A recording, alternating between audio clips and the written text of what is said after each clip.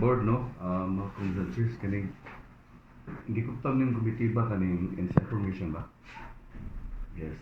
So, Oh, mao ni ang kining information and communications technology ni usana sa duha nato ka komitiba nga gikuptan diri sa probinsya. So kining ICT mo ni bitoy pagpa-enhance ani ato ang pagpagamit aning mga digital communications dinhi sa probinsya sa Sugbo na proban enhance nato ning o enhance bitaw ta aning paperless transactions nga ang atong mga empleyado diri sa probinsya sa Sugbo at least kamao sila mogamit aning mga computer usa na digitalize nato unya mo review sa tag mga ordinansa nga gipagpasar sa nagkalain-laing munisipalidad when it comes to information and communications technology.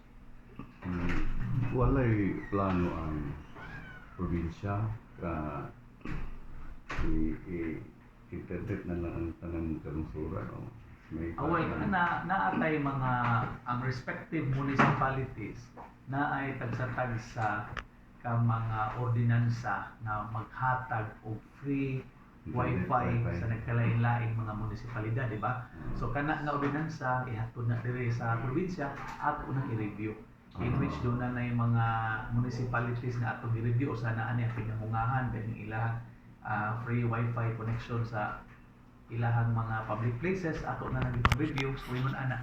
So nagkalain-laing munisipalidad doon na sila yung mga ordinance nga gipagpasa na atong i-review if makaayo bag yun ning ilahang ordinansa sa ilahang mga constituency. last mo na kung siya mo kasulti ning atong baha karon. Ay ka kining baha no kinaiyahan magyud no dili ta maka pinpoint sa gobyerno, di ta maka-pinpoint sa kahitasan, di ta maki-pinpoint bisag kinsa ato ning obligasyon kining baha bitaw nga unta ang katawhan kay bawo sila sa ilahang responsibilidad sa maaning paghipos lang sa simple kaayo nga basura dili ta magpataglabay unya giawhag nato ning naas gobyerno. I'm part of the government pero katong mga naas taas dito sa gobyerno nga mo'y responsable aning mga project sa flood control punta tarungon og himo tarungon gyud og layout unya kining mga kontraktor gamitan nila og mga equipments nga insakto di ba in short minus corruption unta sa mga projects sa aning mga flood control projects dinhi sa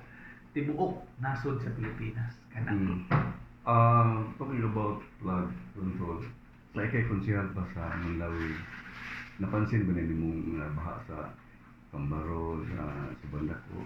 Anywhere gyud dito sa Lakbayas Mandawi, puno pa nato diyang Paknaan, ipuno pa nato diha ang Barangay Luok, ipuno pa nato diha ang Barangay Umapad.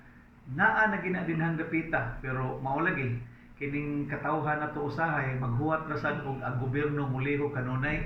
So again sa ako'y kasulti ana nga kitang katawhan sa ginagmay nga pamaagi ato sa tagbuhaton ng atong parte nga dili ta magpatakad labay sa atoang basura o giawhag na ko ang atoang national government nga unta ayuhon ayuhon pag gasto tarungon o gasto ang maong budget sa atoang flood control sa nagkalain-laing mga syudad sa tibuok Pilipinas.